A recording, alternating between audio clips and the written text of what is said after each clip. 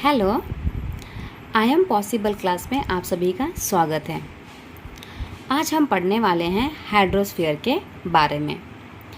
जो कॉन्टिनेंट जो टॉपिक है लिथोस्फीयर वाला, तो वो हमने लास्ट वीडियो में ही कंप्लीट कर लिया था। जिसने भी वो वीडियो नहीं देखा वो प्लीज़ जाके डिस्क्रिप्शन बॉक्स में लिंक दिया है, वहाँ से जाके देख सकते हैं।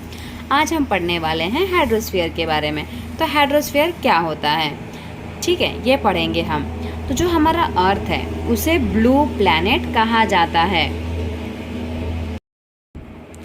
71% जो है हमारे अर्थ में वाटर है और 29% क्या है, लैंड है। तो हाइड्रोस्फीयर में सब कुछ, वाटर के जितने भी फॉर्म्स होते हैं सब हाइड्रोस्फीयर के अंदर ही आते हैं, ठीक है। जैसे कि रनिंग वाटर, ओशन में से और रिवर में से जो पानी बहता है, लेक, आइस, ग्लेशियर में जो आइस होता है, अंडरग्राउंड जो वाटर होते हैं, जो वाटर वेपर होता है एटमॉस्फेयर में, ये सारे किसके पार्ट हैं, हाइड्रोस्फीयर के ही पार्ट है। ओशन, रिवर, लेक्स, पॉन्ड, ये सब किसके पार्ट है, हाइड्रोस्फीयर के अंदर ही आएंगे, क्योंकि सब में क्या होता है, वाटर होता है। तो वाटर से रिलेटेड सारी चीज़ें किसके अंदर आएंगी, हाइड्रोस्फीयर के अंदर ही आएंगी। हमारा जो ओशन है ना, तो 97% जो अर्थ का जो वाटर है ना वो ओशन में ही मिलता है। मतलब 97% वाटर किसके पास है, ओशन के पास है, ठीक है। और वो बहुत ज़्यादा सॉल्टी होता है ह्यूमन यूज़ के लिए। तो ह्यूमन यूज़ जो है, ह्यूमन्स जो हैं वो उसको यूज़ नहीं करेंगे, क्योंकि ओशन एंड जो सी होता है, जो उसका पानी होता है वो बहुत ज़्यादा सॉल्टी होता है। इसलिए ह्यूमन्स जो हैं, जितने भी लोग हैं, वो इस पानी का इस्तेमाल नहीं कर सकते हैं। तो आप ही सोचिए कि 100 में से 97 तो सिर्फ सॉल्टी वाटर है। कौन सा वाटर है, सॉल्टी वाटर है। अब बचा 3% पानी, राइट। 97 तो सॉल्टी वाटर है जिसका ह्यूमन बीइंग यूज़ नहीं कर सकता, ये हमारे लिए वेस्ट पानी है। अब इसके बाद जितने भी 3% जो पानी बचता है तो वो आइस शीट के फॉर्म में है, डिफरेंट फॉर्म्स में है। तो कौन से फॉर्म में है, आइस शीट के फॉर्म में है, ग्लेशियर के फॉर्म में है, अंडर द ग्राउंड है, ठीक है। और अ वेरी स्मॉल परसेंटेज जो है वो फ्रेश वाटर अवेलेबल है फॉर ह्यूमन बींग्स के लिए, ठीक है। मतलब फ्रेश वाटर तो है, जैसे कि अंडरग्राउंड का जो वाटर होता है, कुएं का पानी, वो भी फ्रेश होता है। ग्लेशियर का जो पानी होता है वो भी फ्रेश होता है। आइस शीट का जो पानी होता है वो भी फ्रेश होता है। बट ये सब हमारे काम के नहीं है, क्योंकि हम लोग थोड़ी जाएंगे आइस के पास कि आइस पिघलेगा तब हम पानी पिएंगे, या ग्लेशियर के पास भी तो हम जा नहीं सकते ना कि ग्लेशियर्स में से पिघलेगा तो हम पानी पिएंगे, यस और नो। तो ये जो भी है पानी है, ये जो वाटर फॉर्म में है, बट ये भी हमारे काम के नहीं हैं, ठीक है। तो ये सारे ऐसे ही निकल गए। तो जैसे कि देखो आपकी बुक में यहाँ पे दिया है 97% जो है ओशंस वाले पानी है, और 2.8 जो है वो ice sheet and ground level वाला पानी है, और फ्रेश वाटर जो है वो सिर्फ 0.03% वाटर ही हमारे अर्थ में फ्रेश वाटर है। 0.03% ही क्या है, फ्रेश वाटर है। 97% क्या है, ओशन वाला पानी है, और 2.8% क्या है, ice sheet, glacier, underground water है। तो सोचिए, इसीलिए सब लोग बोलते हैं कि सेव वाटर, क्योंकि फ्रेश वाटर बहुत ज़्यादा कम है, सिर्फ 0.03% ही फ्रेश वाटर है। इसीलिए हमें क्या करना चाहिए, पानी को संभाल के यूज़ करना चाहिए, वरना आने वाली जनरेशन को पानी नहीं मिलेगा। तो जिसके वजह से जो हमारा अर्थ है उसे क्या कहा जाता है, ब्लू प्लैनेट कहने के बावजूद भी वहाँ पे अर्थ पे रहने वाले जो लोग हैं वो शॉर्टेज ऑफ वाटर का प्रॉब्लम फेस करते हैं। पानी की प्रॉब्लम बहुत सारे स्टेट्स में है, जैसे कि दिल्ली में है, तो दिल्ली में तो टैंक आते हैं 3-4 दिन में, हफ्ते में एक बार टैंक आते हैं और सब जगह पानी पहुंचाते हैं। तो ऐसे बहुत सारे स्टेट्स हैं जहां पर पानी की समस्या है, इसीलिए हमें पानी को सेव करना चाहिए। चलिए आगे देखते हैं। Next point topic is ocean.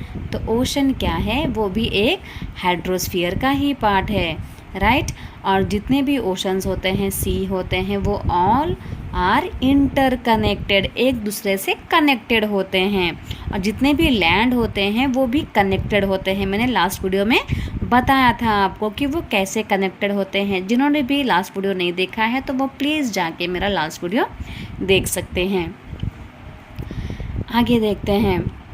तो जो ओशन का जो वाटर होता है वो हमेशा मूव करता रहता है। जैसे कि हमने देखा ही होगा, आप कहीं पे भी जुहू बीच में गए होंगे या किसी भी बीच पे गए होंगे तो आपने देखा होगा समुद्र का पानी जो होता है वो हमेशा मूव करता रहता है, राइट। और जो ओशंस होते हैं उसमें 3 टाइप्स के क्या होते हैं, मूवमेंट्स होते हैं। पता ही है हमें कि जो हमारा ओशन है वो भी मूवमेंट करता है। कौन से मूवमेंट्स करता है, तो वेव्स आते हैं, टाइड्स आती हैं एंड ओशन करंट्स भी आते हैं। तो ये 3 टाइप्स के मूवमेंट्स ओशंस करते हैं। कौन करते हैं, ओशंस। वेव्स तो पता ही है आपको, लहरें आते हैं, टाइड्स भी आते हैं एंड ओशन करंट्स भी आते हैं। ये सब क्या होता है हम सब नेक्स्ट क्लास में पढ़ेंगे, मीन्स आगे पढ़ेंगे, ठीक है। इसके बाद ओशन जो होते हैं वो कितने टाइप्स के ओशन है हमारे अर्थ में, तो 5 मेजर ओशंस है। बड़े बड़े ओशंस कौन से हैं, 5 oceans. Pacific oceans, Atlantic oceans, Indian oceans, southern oceans and Arctic ocean. ये क्या है, ये सारे 5 ओशन हैं। ये 5 ओशन आपको अगर याद नहीं होता है तो आप ये पैसा के फॉर्म में उसको याद कर सकते हैं। पी मतलब पैसिफिक ओशन, ए मतलब अटलांटिक ओशन, आई मतलब इंडियन ओशन, एस मतलब सदर्न ओशन और ए मतलब आर्कटिक ओशन। ये पैसा के हेल्प से आप सारे ओशंस को इजीली याद कर सकते हैं, ठीक है। पैसिफिक ओशन जो है वो सबसे लार्जेस्ट ओशन है। जैसे कि देखो आप पैसा भी देखोगे तो पैसा वाले जो वर्ड है सबसे पहले कौन सा आया, पी आया। तो सबसे पहले पी आया, मतलब पी क्या है, लार्जेस्ट। सबसे लार्जेस्ट क्या है, पैसिफिक ओशन। सबसे लास्ट में क्या आया, ए आया। तो सबसे लास्ट में सबसे छोटा कौन सा होगा, आर्कटिक ओशन सबसे छोटा ओशन होगा, ठीक है। तो पैसिफिक ओशन जो है वो सबसे लार्जेस्ट ओशन है। और ये क्या करता है, कितना फैला हुआ है, 1/3 ऑफ द अर्थ। मतलब अर्थ में 1/3 हिस्से में कौन फैला हुआ है, तो पैसिफिक ओशन ही फैला हुआ है। मरियाना ट्रेंच जो है ना इसके अंदर है और वो डीपेस्ट ट्रेंच है हमारे अर्थ पे। ये वाला भी हमने पहले पढ़ लिया था। जो पैसिफिक ओशन है ना, समझ लो ये ओशन है, तो इसके अंदर एक बड़ा सा, बहुत बड़ा सा चट्टान है, एक मरियाना ट्रेंच है। इतना बड़ा एक मतलब गड्ढा है जिसकी जो हाइट है वो कितनी है, 11,000 से भी प्लस है, 11,000 प्लस है। अगर इसके अंदर हम लोग माउंट एवरेस्ट को उठा के डाल देंगे ना, पूरा का पूरा माउंट एवरेस्ट इसके अंदर समा जाएगा। इतना डीपेस्ट मरियाना ट्रेंच है, ठीक है। इसके बाद जो हमारा पैसिफिक ओशन है ना वो सर्कुलर शेप में है। कौन से शेप में है, सर्कुलर, मतलब सर्कल के शेप में है। हमारा जो पैसिफिक ओशन है वो कौन से शेप में है, सर्कल के शेप में है, याद रखेंगे आप, ठीक है। कौन से शेप में है, सर्कल की शेप में। पैसिफिक ओशन में कौन सा ट्रेंच है, तो मरियाना ट्रेंच है। सबसे लार्जेस्ट ओशन कौन सा है, पैसिफिक ओशन है, ठीक है। इतना आपको याद रखना है। अब पैसिफिक ओशन के आसपास में कौन से कॉन्टिनेंट हैं, तो Asia, Australia, north and south America surround it, ठीक है। तो ये जो है, जैसे कि आप इस मैप में भी देखेंगे तो आपको समझ में आएगा। देखो तो ये है पैसिफिक ओशन, तो कौन सा कॉन्टिनेंट है, ऑस्ट्रेलिया एंड एशिया।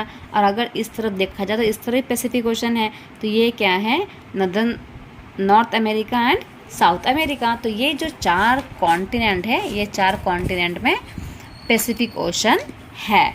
ठीक है, चलिए आगे देखते हैं। ये हमने पढ़ लिया, मैप में देख लिया। अब आते हैं अटलांटिक ओशन की तरफ। तो जो अटलांटिक ओशन है वो सेकेंड लार्जेस्ट ओशन है। ठीक है, और जो उसका शेप है वो एस शेप में है, एस शेप में। ठीक है, और वो कहाँ से कहाँ तक फैला हुआ है, नॉर्थ से लेकर साउथ अमेरिका तक फैला हुआ है। और कौन सी कंट्री आती है, तो यूरोप एंड अफ्रीका जो है उसका ईस्टर्न साइड जो है वो अटलांटिक ओशन में आता है। ठीक है, और जो अटलांटिक ओशन का जो कोस्ट लाइन है ना वो बहुत ही ज़्यादा इंडेंटेड है। इंडेंटेड का मतलब होता है कि बहुत बिजी रूट रहता है, वो बहुत सारे शिप वगैरह वहाँ पे आते रहते हैं।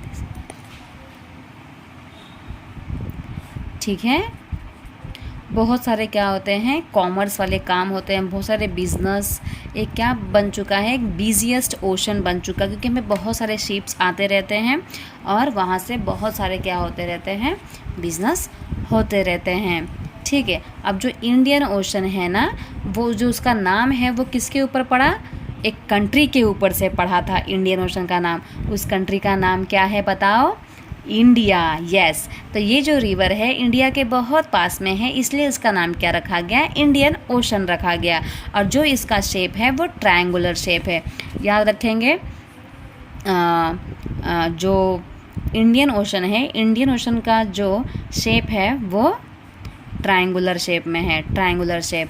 अटलांटिक ओशन का जो शेप है वो एस शेप में है, एस शेप। ठीक है, और कौन सी कंट्री जो है वो इंडियन ओशन के आसपास में आती है या कॉन्टिनेंट, तो एशिया आता है, ठीक है, अफ्रीका आता है एंड ऑस्ट्रेलिया आता है। ये 3 कॉन्टिनेंट्स आते हैं। अब हम पढ़ेंगे सदर्न ओशन के बारे में।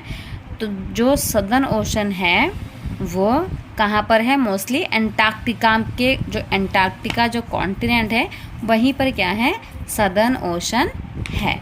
ठीक है, 60 डिग्री साउथ लैटिट्यूड में ये सदर्न ओशन मिल जाएगा देखने के लिए आप लोगों को।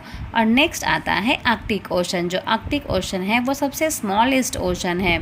ठीक है, और वो कहाँ पाया जाता है, आर्कटिक सर्कल में ही पाया जाता है।